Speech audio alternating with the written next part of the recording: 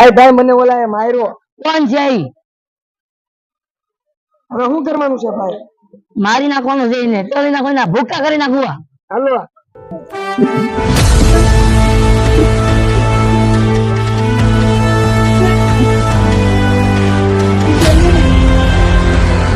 ભાઈ ભાઈ આવ્યું તો એ મને મારવા વાળો. મારા ભાઈ ને મારે તું જ છો ને? હા હું જ છું. તો હું સુધારે